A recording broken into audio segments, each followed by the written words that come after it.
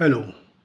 विशाखापट्टणम येथे खेळल्या गेलेल्या तिसऱ्या एकदिवसीय निर्णायक सामन्यात दक्षिण आफ्रिकेचा 9 गडी व 61 चेंडू राखून भारताने दणदणीत पराभव केला आणि कसोटी मालिकेत झालेल्या